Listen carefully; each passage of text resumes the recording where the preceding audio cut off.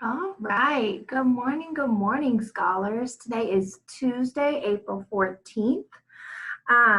We are continuing our study of Greek mythology. I hope that you watched yesterday's video to kind of help you give you a better understanding of what a Greek myth really is and what it isn't, because that's going to help us moving forward to understand the reasoning and the purposes of the myths as we're studying them. So getting ready for today, your objective is I can explain how and why Greek myths are fiction using examples from the text. I can explain why Greek myths are considered fiction using examples from the text. Remember, yesterday we talked about what fiction and nonfiction is. We kind of reviewed that, and we talked about some ways that myths were fiction. One of those ways, remember, we said, was that the Greek gods are immortal, and that's not a real life situation, which makes it fiction. So as we're reading today, we're going to learn about some of the gods. So I hope you have your piece of paper in front of you with the line drawn down the middle, because that's going to help us.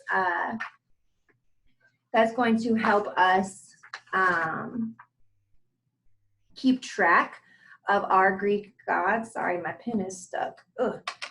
So if you have your paper, and you're gonna probably need more than one paper. I saw several of you send papers into me yesterday showing me that you were ready. So your paper should look like this. If this is your piece of paper right here, it should look like this. So on this side, we could keep track of the gods. And then on this side, we can talk about what we've learned about them. So getting started, let's go ahead and get started.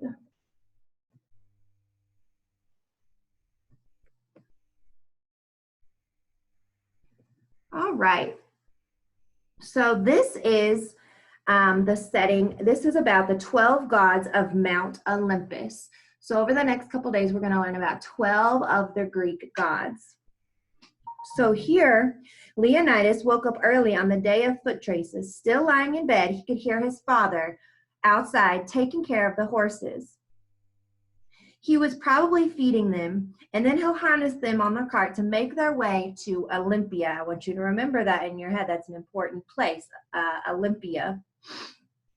Olympia was a site of the day's foot races in honor of Zeus. Now, if you know anything about Hercules, you should know who Zeus is. Zeus is Hercules' father. Zeus is also the leader of all Greek gods and goddesses. So let's stop right there. So on our paper, what should we have written so far? We've just learned about a Greek god. We learned about Zeus. So I'm going to write Zeus.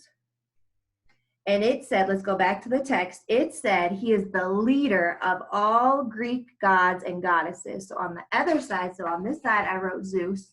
And on this side, I'm going to write leader of all gods and goddesses. All gods and goddesses. All right, let's keep going. Leonidas and his father would take their pottery to sell to the people at the races. Leonidas knew that if he asked, his father would tell him again how the gods and goddesses came to be, and why he and the other Greeks honored them with races, festivals, celebrations, and feasts. Ooh, so I hope you caught that, because what was our objective? Our objective is to be able to explain how, why Greek myths are fictions using examples from the text. So the text just said that Leonidas wanted to know about why they honored the Greeks, why they honored all the gods and goddesses, which I think is going to tell us all the ways we're going to be able to identify the ways that a Greek myth is a fictional text as we learn more about that. All right, it was his favorite story. All right, so this is Leonidas. This is Leonidas's father. They're getting ready to go to Mount Olympia, which is where what? You remember? Where all the Greek gods live. And they're going there to celebrate the festivities. to sell their pottery at all the festivities. So when I think about what Leonidas just said, or what the author just wrote about, they are celebrating with races, festivities, feasts. So that makes me think about, why are they celebrating the Greek gods? What do you think? Why do you think they're going to this huge celebration of the Greek gods? What do you think?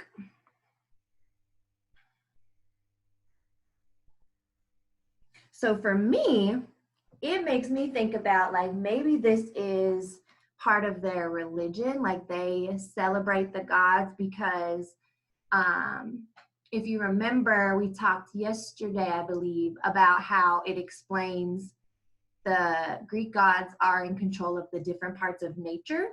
And so the Greeks during this time celebrated the gods because that was kind of like, that was part of their religious practices. So they have, like, we kind of celebrate Christmas or Kwanzaa or whatever it is that you celebrate. This is their celebration of who they believe in, right? So their gods are who they believe in. That's who they're worshiping. So they're going to this huge festival to celebrate the 12 gods of their world, of their belief system. This is them, Leonidas and his father, getting ready. All right, I see him pointing to something. What was that mountain called that they were going to? Mount Olympia. So, how do you think Leonidas feels about going to Olympia? What do you think so far from the story, from how Leonidas has acted? Remember, we've talked about characters' action. So thinking about how Leonidas has acted so far, do you think, the question is, how do you think he feels about going to see the races and the festivities to celebrate Zeus and the other gods?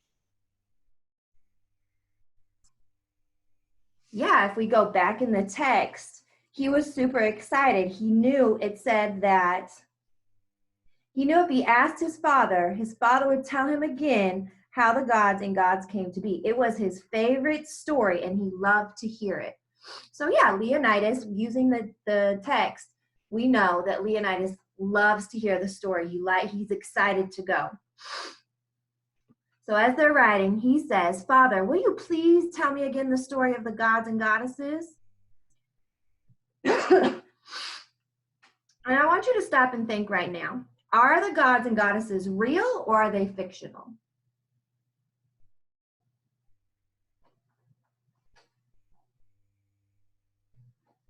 So if I think about Zeus, right, I'm thinking about Zeus. It says he is the leader of all gods and goddesses. And knowing what I know about Zeus from watching, like, the movie Hercules, I know that he is in charge of, like, lightning bolts and stuff like that. So to me, that makes me think that they are fictional characters. If I think about Hercules, he has, one of his powers is extreme strength, right? Like, that's not something that happens in real life. So is he a fictional character or is he not? Is he real or is he fictional? Fictional, right? Because again, Hercules has this crazy, insane strength that humans just don't have, which makes him fictional. So Leonidas asks him, "Dad, tell me about this." And then I want you to think, do you think Leonidas believes the gods and goddesses are real, or do you think that he believes they're fictional? Tell your parent.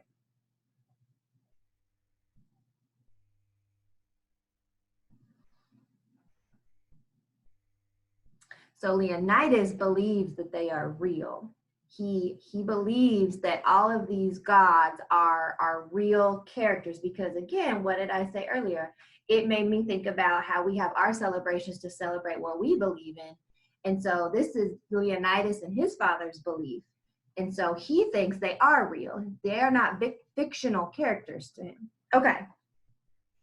Son, we're going to Olympia for the foot races held in honor of Zeus. Sorry, I lost my spot. This is where we will celebrate him and other Olympian gods and goddesses with the sporting competitions. The 12 gods of Mount Olympus are the most powerful of all the gods, and Zeus is their leader.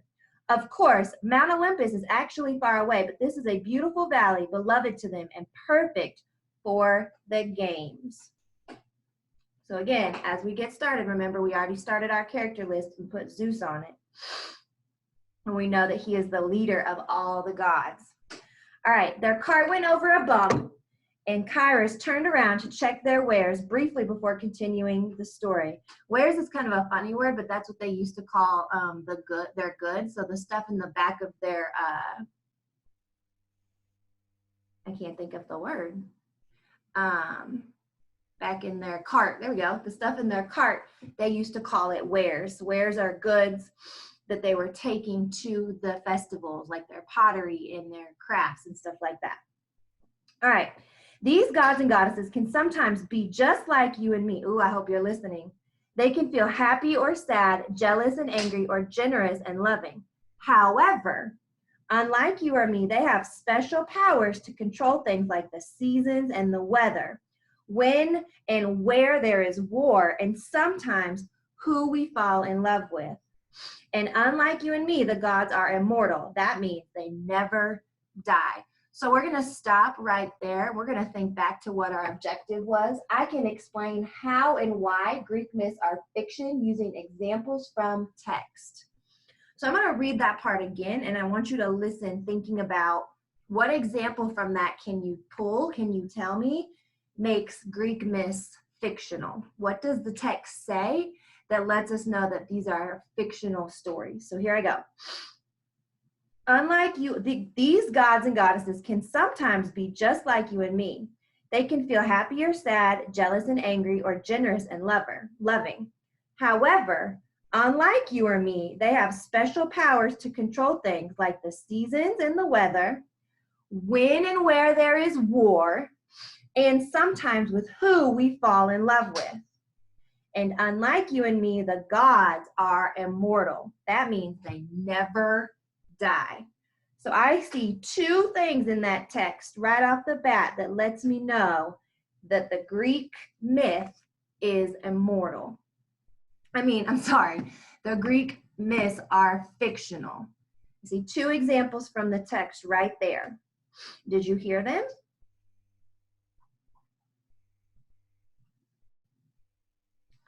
So what would be an example from the text that I just read that we could use to prove that myths are fictional stories? So one, it talks about how the gods are immortal. Is that real life? No. So there's my first example, that gods that in Greek myths, I could say, I know Greek myths are fiction because they tell about immortal gods. So that's my first example. My second example would be, I know that Greek myths are fictional because Greek gods have special powers controlling things like the seasons, weather, war, and who we fall in love with. Now, is that fictional? Is there all these Greek gods that control the weather and control this and that and who the wars and who we fall in love with? No. So those two things right there from the text tell me that Greek myths are fictional. All right, let's keep going. We've already seen this picture. So Kairos paused before continuing on with Leonidas's part of the story. That's how the gods are different from mortals on earth. But do you know how to tell them apart from one another? Do you remember, I want to stop right here because we talked about mortal and immortal. You know that to be immortal, like I just said, is to die. Remember, the opposite of that is to be mortal, which is what we are, living things that eventually die. And then if you're immortal, you're like a Greek god where you don't die.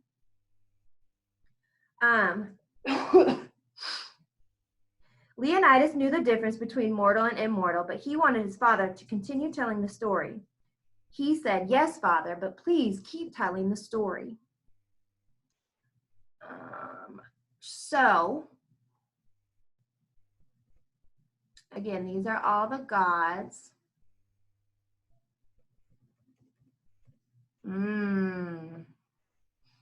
So here we get to meet two gods. Who do you think one of these gods are?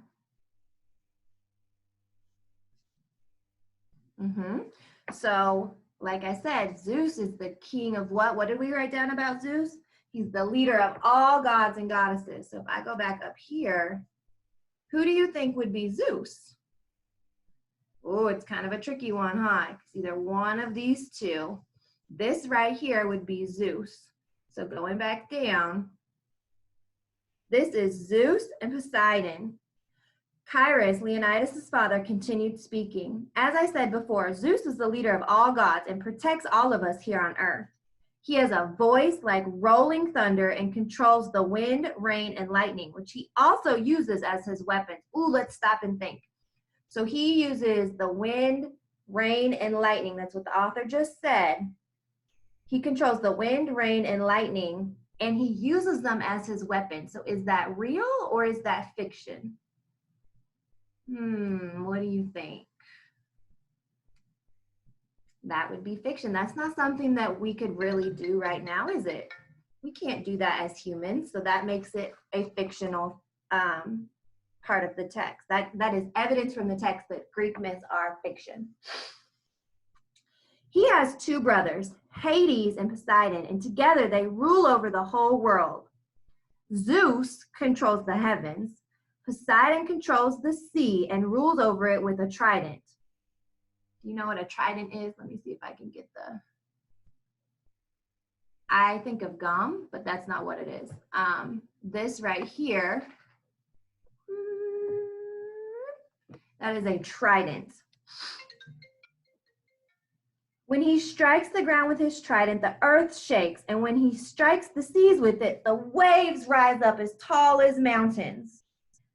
Ooh, let's stop and think again. So he uses that trident, and the author says, when he strikes the ground with his trident, the earth shakes. Do you think that's real or fiction? That would be fiction, right? Like that doesn't really happen. You couldn't hold a trident in your hand and strike the ground and it make the ground shake. Then the author says, the waves rise up as tall as mountains when he strikes the sea with it. Do you think that's real or that's fiction? Again, that's fiction, right? So going back to our objective, these are all ways that we know that Greek myths are fictional stories. Zeus and Poseidon are two of the 12 gods who live on Mount Olympus and have thrones there. And we are going to pause right there. Your assignment for today is I want you to, if you need to, go back and listen to it again. And I want you to tell me a way that you know that a Greek myth is a fictional story. Because remember, our objective was I can explain how and why Greek myths are fiction using examples from the text. We talked about several of them. So I want you to write down how you know, what did the text say that lets you know that Greek myths are fictional stories. When you have done that, go ahead and submit that to me via text or via Dojo email. And then I want to encourage you, I'm going to stretch you a little bit. I want you to get on Reading A to Z. And I want you to find something that you can read. And I want you to send a picture of it to me. So send me a picture of something you found on Reading A to Z. So I know that you are reading and growing that brain of yours, getting ready for 3rd grade. Okay, you guys, I love you, and I will see you again soon.